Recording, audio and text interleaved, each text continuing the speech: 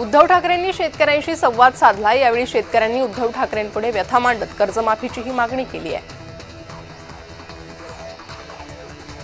सरकार शेतकऱ्यांची फसवणूक करतंय, शेतकऱ्यांनी न्याय मिळवून देणार असं वक्तव्य उद्धव ठाकरेंनी केलं। शेतकऱ्यांचं सर्व उद्ध्वस्त झालंय, काहींना 2 रुपये तर काहींना 3 रुपये मदत मिळाली आहे। फसल विमा म्हणजे फसवणूक आहे असं वक्तव्य उद्धव ठाकरेंनी केलं। मुख्यमंत्री दिवाळीपूर्वी मदत करणार होते, दिवाळीपूर्वीच्या मदतीचं काय झालं असा सवाल उद्धव ठाकरेंनी उपस्थित केला आहे। मनसे अध्यक्ष राज ठाकरे गुरुवारी पुणे दौऱ्यावर आहेत। पुण्यातील पदाधिकाऱ्यांसोबत राज ठाकरे संवाद साधणार आहेत। स्थानिक स्वराज्य संस्थांच्या निवडणुकींचे बिगुल वाजताच राज ठाकरे यांचे दौरे सुरू झालेत। शशिकांत शिंदे यांनी निवडणूक आयोगावर टीका केली आहे। निवडणूक आयोग रडीचा डाव खेळतोय असं वक्तव्य शशिकांत शिंदे यांनी केलंय। व्हीव्हीपॅटमध्ये चोरी असणार, त्यामुळे त्या घेतल्या नाही असं म्हणत काँग्रेस नेत्या यशोमती ठाकूर यांनी निवडणूक आयोगावर आरोप केला। लोकशाहीने दिलेला अधिकार सरकार हिरावून घेत आहे अशी ही टीका यशोमती ठाकूर यांनी केली आहे। आगामी निवडणुकीत भाजपसोबत युती नको असा मोठा निर्णय पवार गटानं घेतलाय। भाजप सोडून कोणत्याही पक्षासोबत युतीला पवार गट तयार आहे असं वक्तव्य खासदार सुप्रिया सुळे यांनी केलं।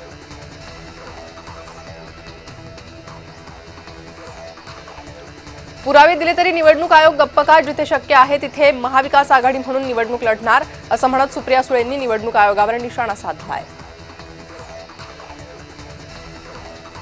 शशिकांत शिंदेंनी केंद्रीय पथकाला टोला लगावलाय। अधिकाऱ्यांना रात्रीचा अभ्यास करण्याची सवय असेल असं म्हणत टोला लगावलाय। जळगावच्या मुक्ताईनगर तालुक्यात शरद पवार गटातील शेकडो कार्यकर्त्यांनी आमदार चंद्रकांत पाटील यांच्या उपस्थितीत शिवसेनेत जाहीर प्रवेश केला। शरद पवार गटाला मोठा धक्का मानला जातोय।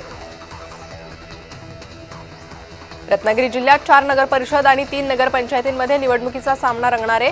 जिल्ह्यात शिवसेनेमध्ये झालेल्या फुटीनंतर प्रथम स्थानिक स्वराज्य संस्थांच्या निवडणुका होत असल्यानं कोणत्या शिवसेनेचा झेंडा फडकणार याकडे कार्यकर्त्यांचं लक्ष लागणार आहे।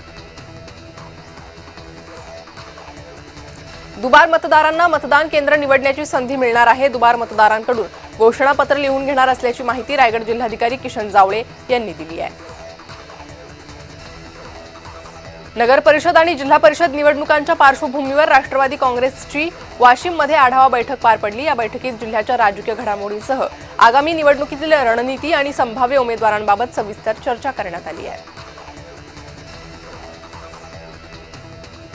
दुबार मतदानावरून शेलारांनी विशिष्ट समुदायाला लक्ष्य केलंय असा नितीन राऊतांनी आशिष शेलार यांच्यावर आरोप केलाय। नितीन राऊतांनी नागपूरच्या जरीपटका पोलीस ठाण्यात तक्रार दाखल केली आहे। तक्रारीसोबत आशिष शेलार यांच्या पत्रकार परिषदेच्या रेकॉर्डिंगचा पेन ड्राईव्ह देखील पोलिसांना दिलाय। केंद्र सरकारच्या पथकानं महाराष्ट्रातल्या शेतकऱ्यांची पाहणी केली आहे, मात्र ती पाहणी टॉर्च लावून केली, त्यावर चंद्रकांत खैरेंनी जोरदार टीका केली। हा शेतकऱ्यांचा अपमान आहे, आधीच हे पथक पाठवायला पाहिजे होतं असंही खैरे यांनी विधान केलंय। शिवसेना पक्षप्रमुख उद्धव ठाकरे यांच्या शेतकरी संवाद मेळाव्याला बीडमधील शेतकऱ्यांनी पाठ फिरवल्याचं पाहायला मिळालं। मेळाव्याच्या ठिकाणी फक्त कार्यकर्त्यांचीच गर्दी पाहायला मिळाली। नाशिकमध्ये मनसेनं स्वबळाचा नारा दिलाय। नगर परिषदेच्या सर्व 11 जागा लढवण्याचा निर्णय घेतला असून युती होईपर्यंत मनसेची स्वबळाची तयारी असल्याचं मनसे सरचिटणीस दिनकर पाटील यांनी म्हटलंय। अहिल्यानगर जैन समाज जमीन प्रकरणी ठाकरे गटाच्या कार्यकर्त्यांनी शिवसेना नेते रवींद्र धंगेकर यांची पुण्यात भेट घेतली आहे। पुण्याच्या जैन बोर्डिंग हॉस्टेल प्रकरणी न्याय झाला तसाच न्याय अहिल्यानगर बाबतीत करा अशी मागणी ठाकरे गटाच्या कार्यकर्त्यांनी धंगेकरांना केली आहे। ठाकरेंच्या दौऱ्यात चंद्रकांत खैरे संतापले। चंद्रकांत खैरे आणि जिल्हाप्रमुखांमध्ये बाचाबाची झाली आहे। धक्का देणाऱ्या व्यक्तीची खैरेंनी कॉलर पकडली। कॉलर पकडून दम दिल्याचा व्हिडिओ व्हायरल होत असून बीडच्या पाली गावातल्या मेळाव्यादरम्यान ही घटना घडली आहे। अनेक मतदारसंघ दुबार मतदारांची संख्या मोठी आहे। दुबार मतदारांबरोबर बोगस मतदारही आहे असं वक्तव्य नितीन सरदेसाई यांनी केलं आहे। वाशिममध्ये राष्ट्रवादी काँग्रेसची बैठक संपन्न झाली आहे। कार्यकर्त्यांना स्वबळावर लढण्याचा आग्रह आहे असं वक्तव्य बैठकीनंतर मंत्री दत्तात्रय भरणे यांनी केलं आहे। आगामी स्थानिक स्वराज्य संस्था निवडणुकीसाठी काँग्रेस पक्षाने युतीची तयारी दाखवली आहे. मात्र ही युती केवळ इंडिया आघाडीत असलेल्या पक्षांसोबतच केली जाणार आहे. टिळक भवन येथे काँग्रेस नेत्यांची बैठक पार पडली. या बैठकीत हा निर्णय घेण्यात आला. राहुल गांधी यांनी निवडणूक आयोगाला पुरावे दिलेत. निवडणूक आयोगाचा कारभार 10 नंबरी आहे असं म्हणत हर्षवर्धन सपकाळ यांनी निवडणूक आयोगावर टीका केली आहे.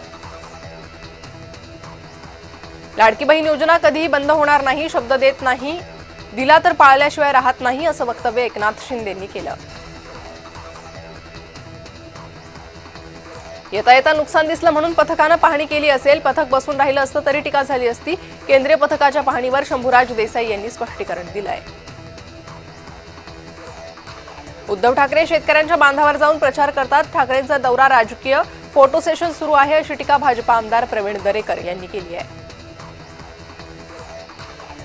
भंडारा जिल्ह्याच्या साकोली मतदारसंघात मुस्लिम बांधवांचे दुबार मतदान झाले असा आरोप आशिष शेलार यांनी केलाय. अझहर अब्दुल शेख याचं उदाहरण दिलंय, पण शेख यांनी पुराव्यानिशी मी दुबार मतदान केलं नाही असं म्हणत शेलारांचे आरोप खोटे ठरवलेत.